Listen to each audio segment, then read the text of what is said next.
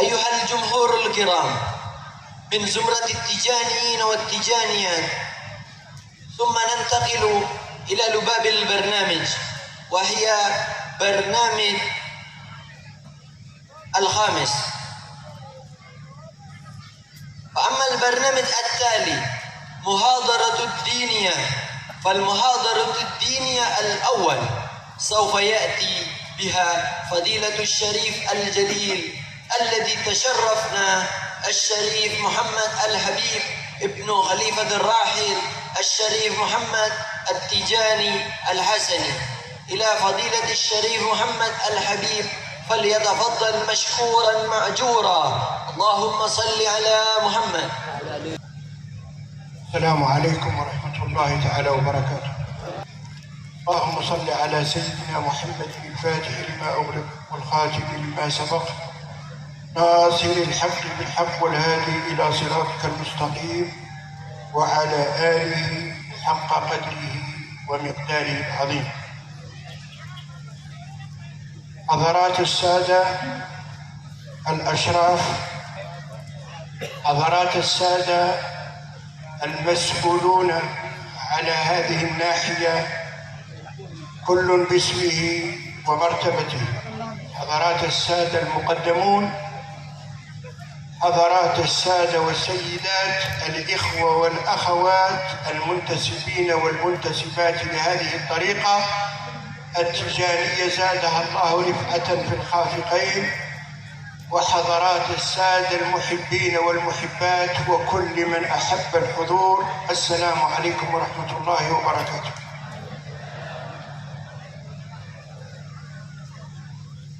الحمد لله على تكرار اللقاء محبة في الله سبحانه وتعالى. نعمة الأخوة في الله من أعظم النعم التي بشر بها رسول الإسلام سيدنا محمد صلى الله عليه وآله وسلم. هذه الأخوة التي لا نزال ندعو الله سبحانه وتعالى أن يثبتنا عليها تحت راية لا إله إلا الله سيدنا محمد رسول الله صلى الله عليه وآله وسلم. الأخوة في الله تتطلب منا كثيرا من الواجبات التي يجب أن نحافظ عليها، وذلك بالتعامل بإخلاص والترابط بصدق والتآزر بشغف على طاعة الله وعلى مرضاة الله وعلى ما يزيدنا قربا من الله سبحانه وتعالى. فالحمد لله، الحمد لله، الحمد لله على نعمة الإسلام وكفى بها نعمة.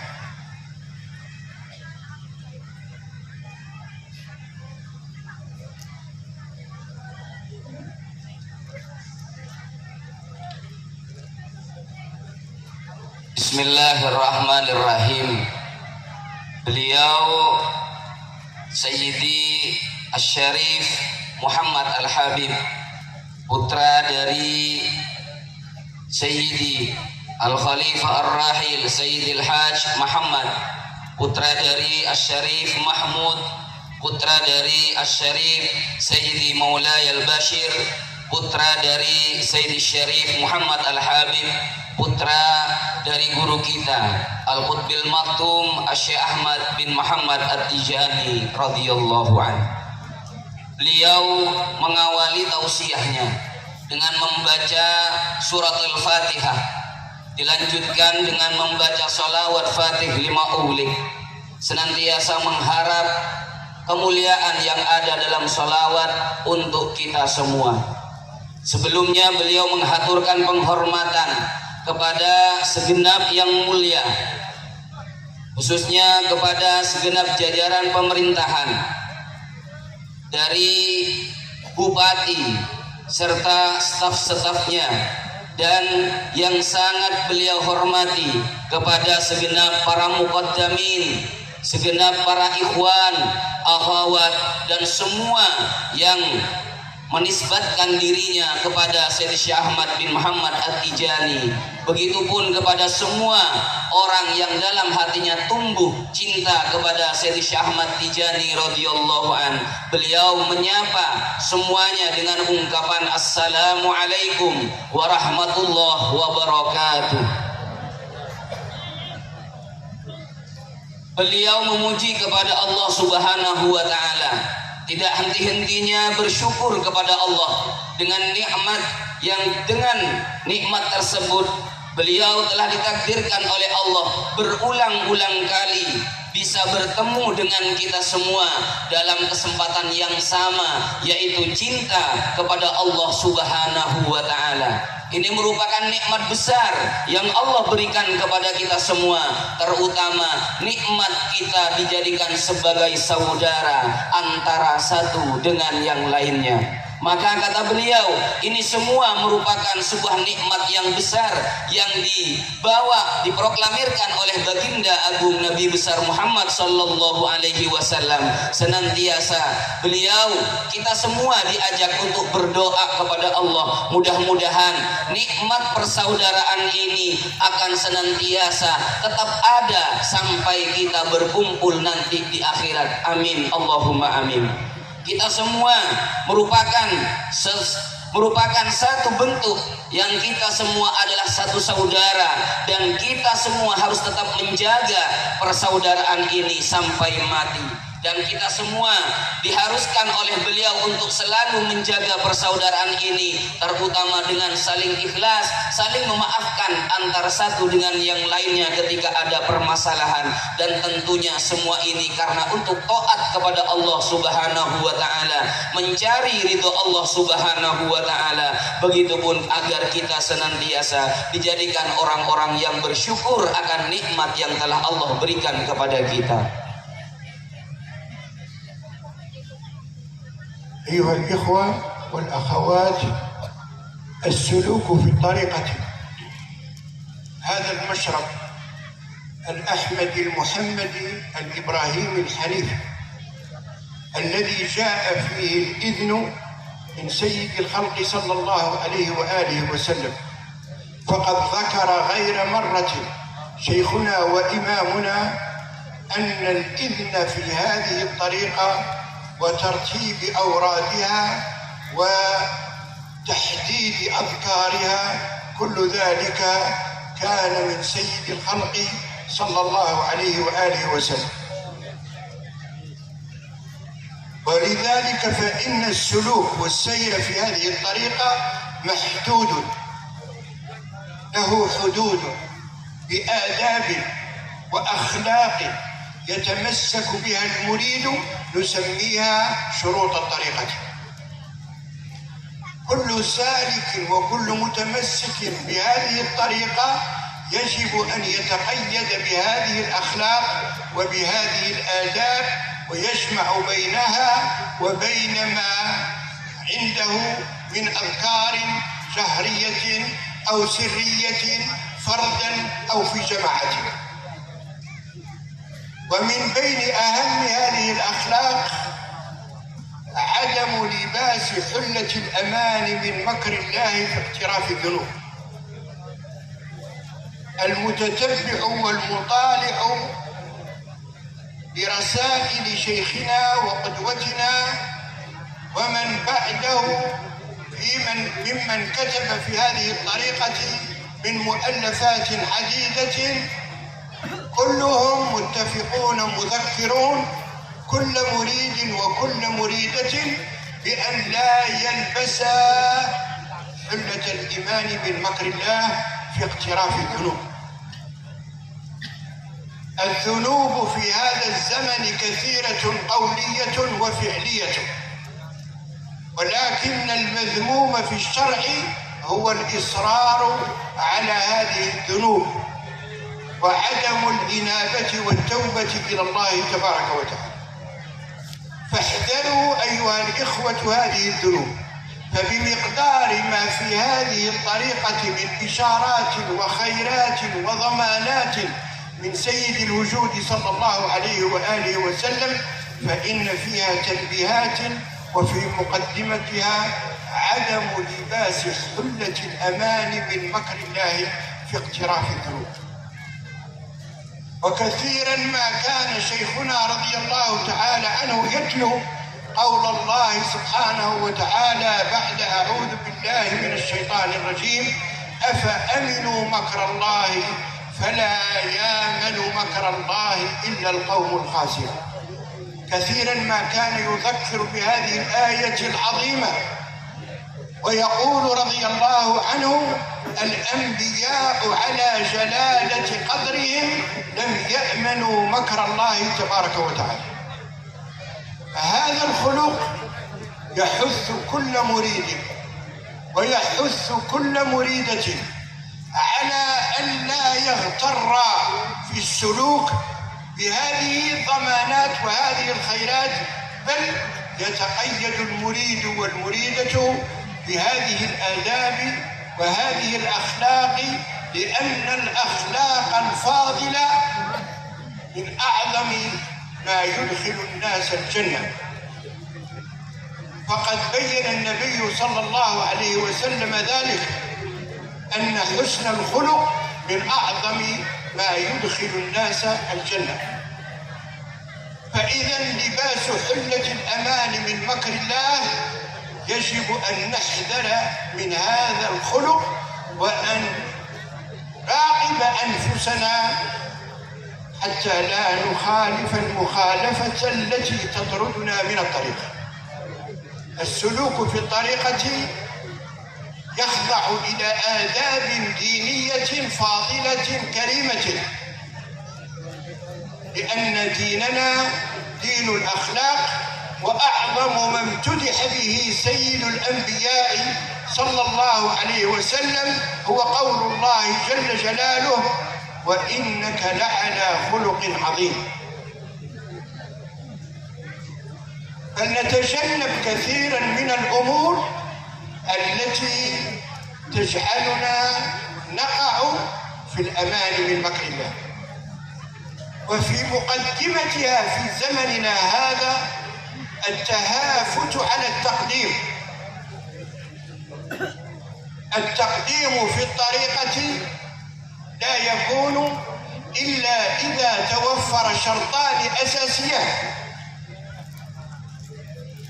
الأهلية والضرورة الداعية إلى التقديم. فالبحث عن التقديم، سواء ممن يوزع التقديم بالمجان أو من يقبل التقديم أو يبحث عنه، فهذا من الأخطاء. والتقديم تكليف وليس تشريف. من لباس حلة الأمان من مكر الله تبارك وتعالى نسيان أننا إخوة فيما بيننا جميعا. السندي والهندي والشرقي والغربي كلنا إخوة، يجمعنا الإسلام أولا، ويجمعنا هذا العهد الأحمدي المحمدي. الأخوة تتطلب منا كثيرا من الأخلاق، تتطلب منا الصبر لبعضنا، وتتطلب منا التسامح فيما بيننا، وتتطلب منا تجنب كل سبب للفتنة. كل ما ينشئ الفتنة بيننا علينا أن نتجنبه ونتركه ونبتعد عنه.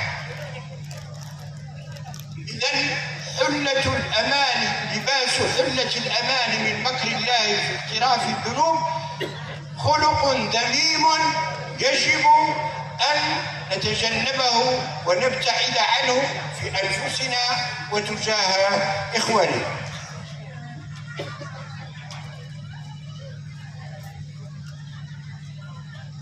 Para ikhwan, akhwat yang dimuliakan Allah, beliau melanjutkan tausiahnya dengan mengingatkan kita sebagai pengikut Thorekoh Tijaniyah, di mana kata beliau, kita sering kali mendengarkan bahwasanya masyrab kita ini sering dijelaskan oleh guru-guru kita tentang torekoh, penamaan daripada torekoh ini, torekoh Ibrahimiyah, juga torekoh dengan nama-nama yang lainnya. Ini semuanya merupakan salah satu bentuk pengingat kepada kita semua bahwasanya kita adalah orang-orang yang harus menjalankan torekoh ini dengan sebenar-benarnya, yakni dengan mengamalkan syarat yang harus kita kerjakan agar kita benar-benar bisa diakui untuk menjadi santrinya Sayyidi Syekh Ahmad Tijani radhiyallahu anhu. Sering kali kita mendengar bahwasanya dari torekoh ini susunan bentuk-bentuk bacaan yang ada di dalam wiridan torekoh ini, guru kita Sayyidi Syekh Ahmad Tijani sudah mengingatkan bahwasanya ini merupakan susunan yang telah disusun langsung oleh Rasulullah Shallallahu Alaihi Wasallam. Jadi pastinya apa yang telah disusun oleh Rasulullah di sana banyak membutuhkan kriteria yang harus kita kerjakan.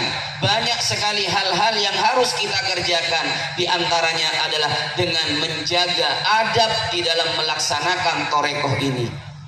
Torekoh ini penuh dengan adab, penuh dengan akhlak yang biasa disebutkan dengan syarat-syarat di dalam bertorekoh. Maka intinya setiap orang yang menjalankan torekoh ini maka dia wajib untuk menghiasi dirinya dengan menggunakan akhlak-akhlak yang baik, baik akhlak kepada Allah, akhlak kepada sesama manusia.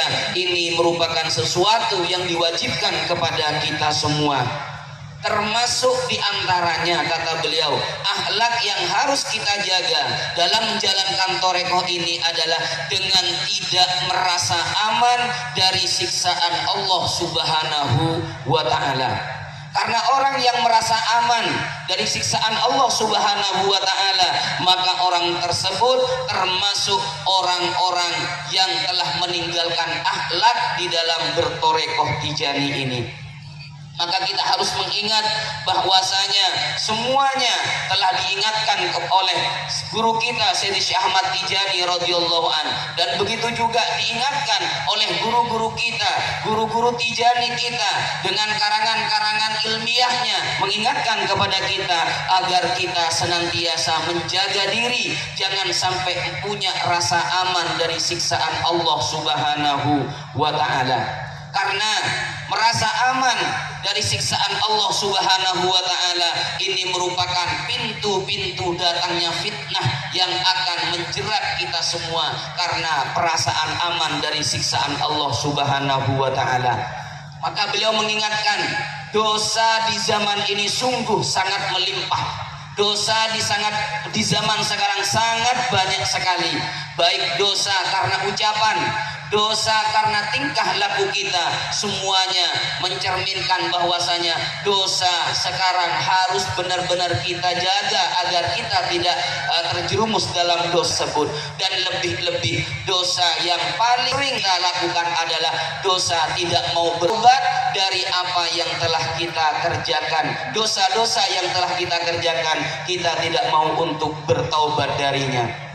Maka ingat kata beliau, ketika kita mengingat sebuah jaminan kekhususan yang dijanjikan oleh Nabi kepada ikhwan torekoh Tijani, maka ingat itu semua bukan sebagai bentuk yang harus kita jalankan untuk menjalankan torekoh ini, melainkan itu sekedar hanya untuk bahan kita, pengetahuan kita bahwasanya dalam torekoh Tijani ini memiliki kekhususan, memiliki jaminan-jaminan, namun jangan sampai terbuai, jangan sampai kita terlena dengan jaminan tersebut hingga kita akan terjerumus kepada yang namanya merasa aman dari siksaan Allah Subhanahu wa Ta'ala. Karena Sayyidi Syekh Ahmad Tijani radhiyallahu an mengutip salah satu ayat, beliau memikirkan ayat ini untuk ikhwan torekoh Tijani. Di dalam Al-Quran Allah Subhanahu wa Ta'ala mengatakan, apakah orang-orang yang beriman merasa aman dari siksaan Allah Subhanahu wa Ta'ala? Tidaklah orang yang merasa aman, melainkan orang-orang yang selalu dalam keadaan rugi. Maka Sayyidi Syekh Ahmad Tijani dengan ayat ini mengingatkan kepada kita bahwasanya para anbiya, para nabi-nabi Allah Subhanahu wa taala tidak pernah merasakan keamanan dari siksaan Allah, meskipun beliau semua tidak memiliki dosa, tidak pernah mengerjakan dosa, namun para anbiya tidak pernah merasakan dirinya aman dari siksaan Allah. Sekali lagi kata beliau, jaminan yang Rasulullah sampaikan ini bukan untuk jadi bahan kita mengamalkan Thariqah Tijani, melainkan hanya sebatas pengetahuan bagi kita bahwasanya dalam Thariqah Tijani memiliki sebuah jaminan yang luar biasa. Dan diantaranya juga kata beliau termasuk diingatkan kepada kita semua akhlak yang baik menjadikan jaminan kita untuk menjadi umat Rasulullah Sallallahu Alaihi Wasallam yang baik. Maka ingat bahwasanya husnul khuluq merupakan sesuatu yang harus kita jaga. Maka dari itu para ikhwan akhwat, jangan sampai kita lalai dengan ajakan, dengan anjuran yang telah dikatakan oleh guru kita semua. Maka ingat bahwasanya Rasulullah Sallallahu Alaihi Wasallam dipuji oleh Allah Subhanahu Wa Taala karena akhlaknya, sebagaimana yang disebutkan di dalam Al-Quran, engkau Nabi Muhammad adalah orang yang memiliki akhlak yang sangat mulia. Maka dari itu kita diingatkan oleh Allah agar jangan sampai kita merasa aman dari siksaan Allah. Nabi Muhammad, Nabi kita yang sudah dijamin oleh Allah, tidak pernah merasa aman dari siksaan Allah. Termasuk kata beliau, orang yang melalaikan syarat di dalam Thariqah Tijani untuk zaman sekarang adalah berlomba-lomba untuk menjadi muqaddam. Ini merupakan sebuah kecelakaan terhadap ikhwan apabila dalam dirinya memiliki cita-cita untuk menjadi seorang muqaddam. Maka ingat, muqaddam atau ijazah takdim itu hanya diperbolehkan, diberikan kepada orang-orang yang berhak, yang ahli di dalam melaksanakan semua tuntunan yang ada di dalam Thariqah Tijani ini. Semua sama kata beliau, yang meminta atau yang gampang memberikan ijazah takdimnya kepada seseorang, maka ini perlu diperhatikan. Ini termasuk orang-orang yang merasa aman dari siksaan Allah Subhanahu wa taala. Maka perlu diingat bahwasanya sekali lagi kita semua sebagai ikhwan Thariqah Tijani, kita semua adalah bersaudara. Siapapun kita, dari kalangan apapun, dari negara manapun, Cinakah, Hindiakah atau yang lainnya, semuanya sama.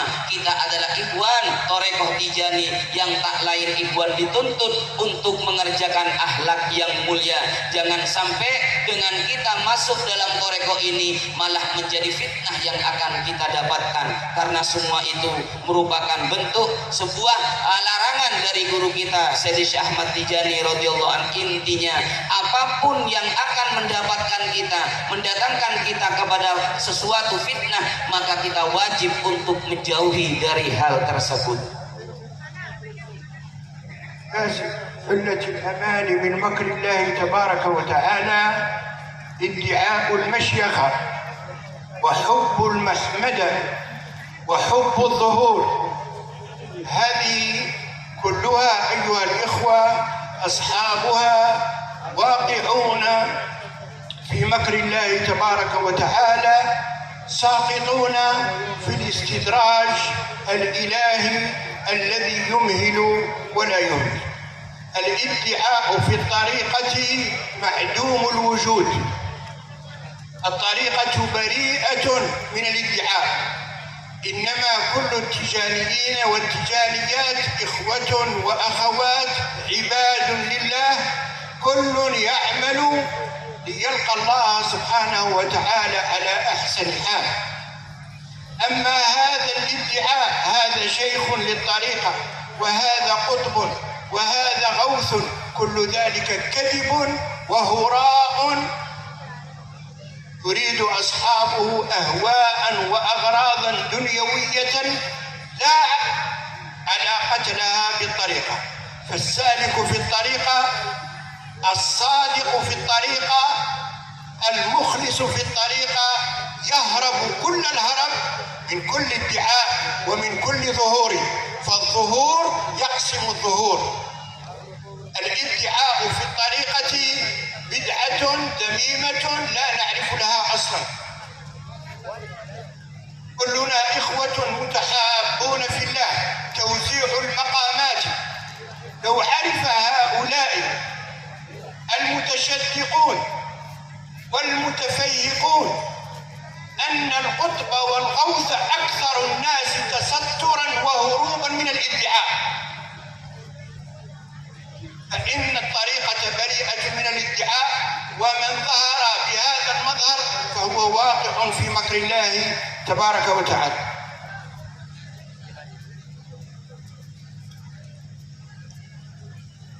Beliau melanjutkan bahwasanya termasuk juga di antara yang harus kita jauhi, karena ini juga termasuk bentuk daripada merasa aman dari siksaan Allah Subhanahu wa taala, ialah mengaku-ngaku jadi seorang guru, mengaku-ngaku jadi seorang syekh, ataupun dia senang untuk dipuji, senang untuk terkenal, senang untuk viral. Ingat, itu semua sebenarnya adalah ancaman dari Allah Subhanahu wa taala yang perlu dan harus kita jauhi. Beliau mengingatkan orang-orang yang mengaku hal tersebut itu sebenarnya bukan torekoh, kata beliau, karena torekoh bebas, lepas, jauh dari yang namanya mengaku-ngaku. Hal-hal yang seperti itu, kata beliau, itu akan menjerat orang tersebut dalam kehinaan. Orang tersebut akan berada dalam sebuah kehinaan yang abadi. Ingat, hal yang sedemikian merupakan sebuah larangan yang harus kita jauhi, di mana itu merupakan kebohongan, itu merupakan nafsu yang diikuti, sehingga kalau ada orang yang menginginkan kepada pengikutnya sebuah tujuan-tujuan duniawi, tujuan-tujuan dunia, maka sebenarnya itu bukan yang dinamakan ikhwan torekoh tijani, bukan ajaran torekoh tijani, melainkan ikhwan yang sejati, yang benar-benar dikatakan ikhwan di dalam torekoh tijani adalah orang yang lari dari yang namanya mengaku-ngaku jadi seorang guru. Karena orang-orang yang mengaku-ngaku jadi seorang guru itu merupakan orang yang memiliki akhlak yang sangat tercela. Ingat, kata beliau, kita semua adalah saling menyayangi karena Allah Subhanahu wa taala. Kita semua diingatkan bahwasanya sebenarnya pertolongan Allah, kemuliaan Allah lebih dari apa yang mereka aku tersebut, apa yang mereka akui tersebut. Allah memiliki kemuliaan yang lebih besar dari itu. Maka diingatkan oleh beliau, orang yang suka mengaku-ngaku menjadi seorang guru, atau orang-orang yang selalu menginginkan dari setiap amalnya sesuatu hal duniawi, maka sebenarnya orang tersebut telah lari dari torekoh. أيها الإخوة والأخوات، حافظوا على بعضكم البعض بالاحترام والمعاملة الحسنة، وحافظوا على صلاتكم في الجماعة ما استطعتم إلى ذلك، وحافظوا على اجتماعكم للوظيفة وحضرة الجمعة، فإن الخير كل الخير في حضور هذه الجماعات التي فيها طاعة الله وذكر الله. ولا يتخلفن مريد إلا لعذر شرعي. أسأل الله سبحانه وتعالى أن يثبتنا وإياكم على ما فيه رضا الله تبارك وتعالى ورضا سيدنا رسول الله صلى الله عليه وآله وسلم. أسأل الله أن يؤلف القلوب ويجمع الشمل ويصرف المصائب ويعين كل ساء في سعيه الخيري. آمين. والحمد لله رب العالمين. والسلام عليكم ورحمة الله تعالى وبركاته.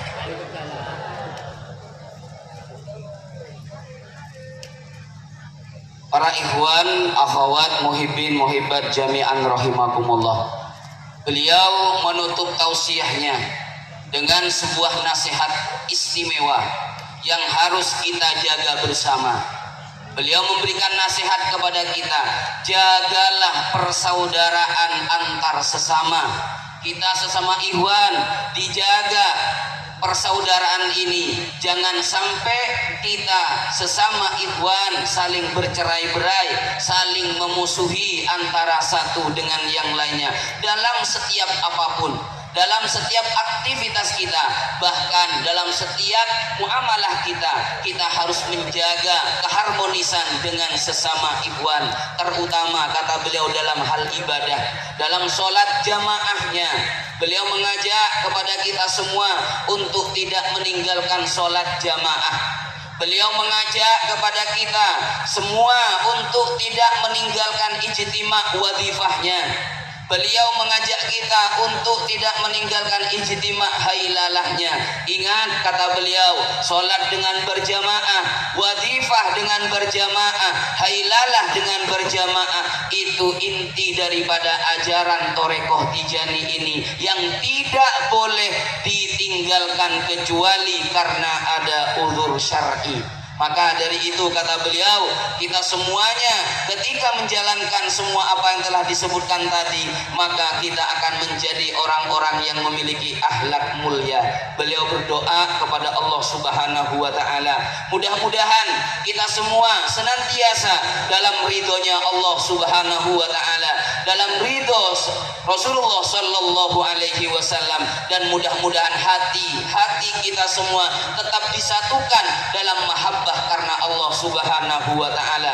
Mudah-mudahan semua musibah, semua ujian yang Allah berikan segera Allah angkat dari kita semua, sehingga kita menjadi orang-orang yang senantiasa aman, diberikan kesehatan oleh Allah Subhanahu wa taala. Amin.